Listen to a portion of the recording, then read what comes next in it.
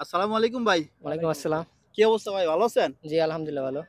আপনাদের একজন একজন করে পরিচয় দেন। মানে পুরো জি, দেশের বাড়ি আমি এখানে। টাঙ্গাইলে সখীপুর থানার। কত বছর সবার হয়েছে বাড়ি কুয়েত এক আসছেন? জায়গায়। আমি ২ বছর ৩ মাস। ২ বছর ৩ মাস। কি বিষয়ে আসছেন? আমি ক্লিন বিষয়ে। ক্লিন বিষয়। কত টাকা খরচ করে আসছেন? আমি ৭,০০,০০০ টাকা খরচা করে কুয়েতে আসছি। তো এখানে আসার পরে দেখছেন কি বেতন কত আপনাদের? ৭৫ দিনার নাকি? আমাদের ৭৫ তো দিনার স্যালারি। এখানে আসার পরে এই যে ৭৫ দিনের বেতন আছেন ৭.৫ লাখ টাকা খরচ করে। তো সেটাই। আপনাদের কতটুকু এখন মানে সুযোগ সুবিধা পাইতেছেন? সুযোগ সুবিধা আলহামদুলিল্লাহ মোটামুটি ভালোই। মোটামুটি ভালো। মোটামুটি ভালো। আর কি কাজে সবচেয়ে ভালো বেশি কুয়েতে? কুয়েতে ক্লিন কাজে এতটা ভালো না। হুম। আমার মতে ডাইভিং বিষয়ে আসতে পারলে ভালো। আপনি ড্রাইভিং বিষয়ে আসছেন? না, আমি যে ক্লিন বিষয়ে আসছি ডাইভিং বিষয়ে পাইনি। এখন কি ক্লিন কাজে করেন? জি, আপাতত ক্লিন তা আপনি বিষয়ে সুযোগ আছি। সুবিধাটা একটু বলেন। জি ভাই, আমার সুযোগ সুবিধা সকালে কাজ করার পরে বিকালে টাইম থাকে বাইরে কাজ করার জন্য। এইজন্য আপনার হয়তো একটু সুযোগ সুবিধা আপনার ভালো। জি, অনেকে এটা তো পার্ট টাইম যে সবাই এই সময়টা পায় না। যে আমার আলহামদুলিল্লাহ ভালো আছে। তো ভাই আপনার পরিচয়টা দেন একটু। জি, আমি সুজন সখীপুর। আপনার দেশের বাড়ি কোথায়? আমার বাসা টাঙ্গাইলে। টাঙ্গাইলে। আপনি কি কাজে আসছেন, কত বছর আমি আগে? ক্লিন বিষয় আছি ৭ লাখ টাকা দিয়ে। ক্লিনার কাজে কত জি। টাকা বেতন পান? বেতন ৭৫ দিনার, কত ঘন্টা ডিউটি করেন? ৮ ঘন্টা ডিউটি। 8 ঘন্টা। কি টাইম টু টাইম স্যালারি পান? হ্যাঁ, টাইম টু টাইম স্যালারি ভাই। পার্ট টাইম করেন বাইরে না? জি না, পার্ট টাইম নাই। কত বছর হয়েছে আসছেন যে? ১.৫ বছর। 1.5 বছর। তো জি। টাকা কি উঠছে সবকিছু না? না, টাকা ওইরকম হাফ টাকাও যায় নাই। এখন হাফ টাকা 1.5 বছর উঠে নাই। না ৭৫ টাকা বেতনে খাওয়া আছে, বুঝেন। আচ্ছা, এই যে আসছেন আপনারা এই টাকা, আপনারা কি দালালের মাধ্যমে আসছেন না কোনো অফিসের মাধ্যমে আসছেন? জি, দালালের মাধ্যমে আসছি। তো দালাল কি বলছিল? যা বলছিল তা পাইছেন? না।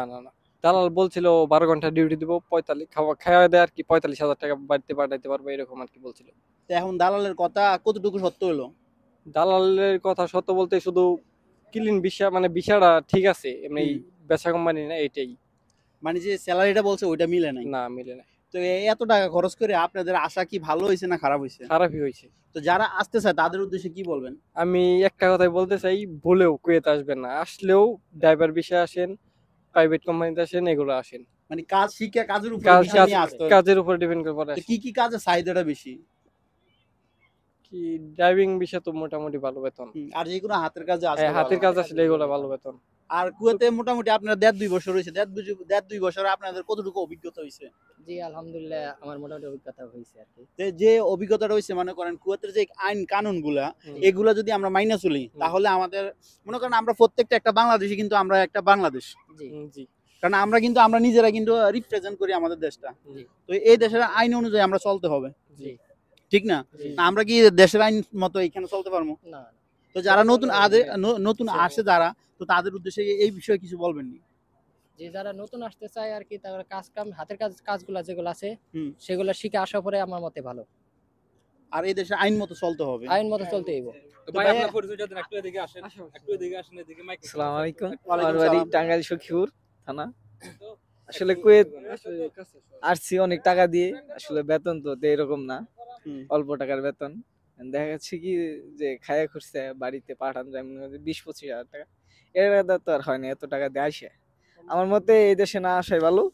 যদি ২-৩ লাখ টাকা বাড়ায় আরো ১০-১২ লাখ টাকা দিয়ে ইউরোপে যাওয়া যায়, অনেক ভালো হয়। তা আপনার কথা অনুযায়ী মানে বোঝা যাচ্ছে কুয়েত না আইসা ইউরোপে যাওয়ার জন্য। ইয়েস, মানে কুয়েত তো এতটা ভালো না, নিয়ম কানুন ভালো আছে, হুম। তবে তো সব কোম্পানি ভালো না।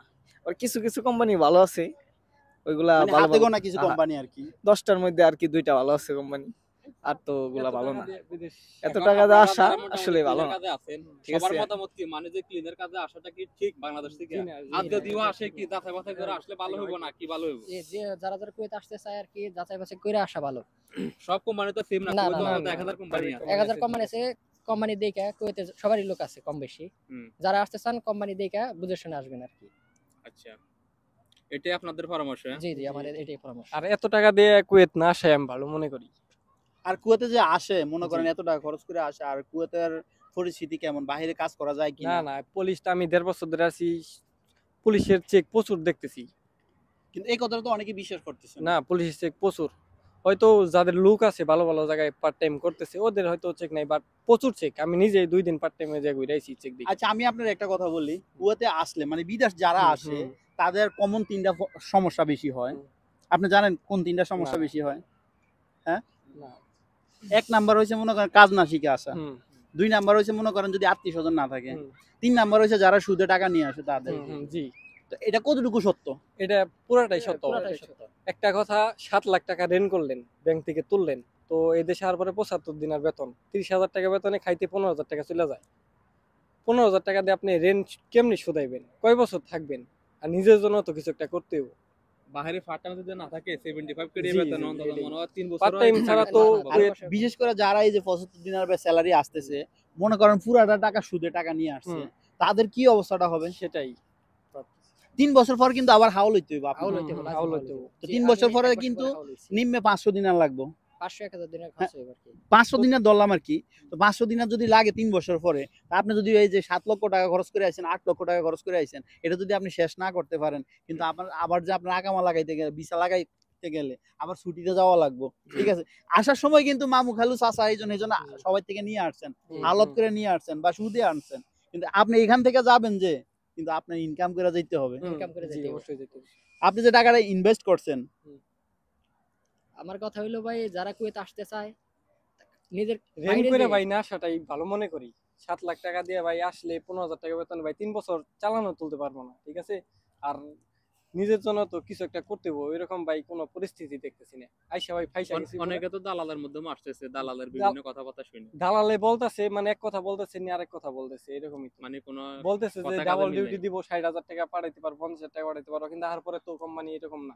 আসতে পারে ক্লিনের কাজে যদি কারো আপনজন থাকে, চাকরি হ্যাঁ বাকরি হ্যাঁ, থাকে, আপন দিতে জন পারে। থাকলে, পুরানো লোক থাকলে পার্ট টাইম দিতে পারবো, ভালো একটা জায়গায় তাহলে দিতে আসেন। পারবো, তাহলে হ্যাঁ এই জন্য ঠিক আছে বিদেশ। ভালো একটা লোক থাকে, সুপারভাইজার আছে, ম্যানেজার আছে, এরকম পরিচিত লোক থাকে, বিদেশ ঠিক আছে। আপনারা এই যে তিনজনে যে কথাগুলো বলছেন জি। ক্লিনের বিষয় নিয়ে এত টাকা বেতন, এটা সম্পূর্ণ সত্য তো? হ্যাঁ জি, সম্পূর্ণ সত্য। বেতন এগুলোই আপনার, হ্যাঁ, জি। এগুলোই। এটা কোনো মিথ্যে নাই। না। না। আপনারা এখন কোন জায়গা থেকে বলতেছেন কথাগুলা? শহীদ পার্ক। মালিয়া, শোয়েব মালিয়া। শহীদ পার্ক। আচ্ছা, আমরা কি শিখিয়ে দিছি আপনাদেরকে কথাগুলা? জি না। হ্যাঁ? জি না। এগুলো তো আপনাদের অভিজ্ঞতা। হ্যাঁ, অভিজ্ঞতা। অভিজ্ঞতা। ঠিক আছে না? তো যারা আসতে চায় তাদের উদ্দেশ্যে আর কিছু বলবেন? জি না। তো অসংখ্য ধন্যবাদ, ভালোবাসা অবিরাম, সাপোর্ট চাই অল টাইম। আর কোন ধরনের ভিডিও চান ইনশাআল্লাহ কমেন্ট করবেন। আপনি আর কিছু বলবেন? আমাদেরকে আর কি বলবো? আর বলতে চাই, আপনার নেপাল, ইন্ডিয়া থেকে আসলে 1.5 লাখ 2 লাখ টাকা দিয়ে আসতে পারে। ওদের দেখা গেল যে আপনার বেতন যদি 30-40 হাজার টাকা হয়, 20 হাজার অনেক টাকা হয়ে যায়। আর আমাদের 7 লাখ টাকা লাগে। এত টাকা দিয়ে ঋণ শুধামো নাকি নিজের জন্য কিছু কম, এই বিষয়ে আর কি। এটা তো মনে করেন আমাদের গভর্নমেন্ট কিন্তু ইচ্ছা করলে পারে, হ্যাঁ, কিন্তু পারে না অবশ্যই আবার আমাদের কারণেও পারে হ্যাঁ, না, ঠিক আছে। কারণ আমরা সহ্য করি না, আমাদের হুম। ধৈর্য কম। হুম। ঠিক আছে? আমরা মনে করেন ওই যে আত্মীয় স্বজন আছে, ওই অমুকের ফুতে ইনকাম করতে আছে মাসে 1 লাখ টাকা, তুই হুম। পারবি নাকি লেগা?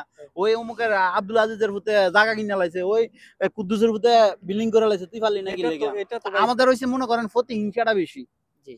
কি বলছি কথা হুম, বুঝছেন? হুম। আমাদের প্রতিহিংসাটা বেশি, এই কারণে আমরা মনে করেন আগাইতে পারি না। হুম। আর আমরা অনেক টাকা ইনভেস্ট করে আমরা আসি বিদেশে, আমরা কিছুই করতে পারি না। যদি আমরা হাতের কাজটা শিখে আসি, তাহলে মনে করেন আমাদের অনেক কিছু হবে। জি, হাতের কাজটা জি ভাই। মেন প্রয়োজন। কারণ আমরা কি করি, ওই যে মনে করেন এসসি পরীক্ষা দেই বা এসএসসি পরীক্ষা দেই, দেওয়ার পরে কি করি, হাতিয়ার খাই, ঘুরি ফিরি ভাই, জি। খেলা করি, কিন্তু আমরা কোনো হাতের কাজটা শিখি না। তো যারা আর বিদেশ আসার আগে অবশ্যই হাতের কাজগুলো শিখে আসলে তাদের জন্য হ্যাঁ, প্লাস অবশ্যই পয়েন্ট। ঠিক বিদেশ আছে। যাইতে চায়, তারা অবশ্যই ঠিক জানি আছে ভাই, কাজ আপনাদের শিখে আসতে। গুরুত্বপূর্ণ মতামত দেওয়ার জন্য অসংখ্য ধন্যবাদ।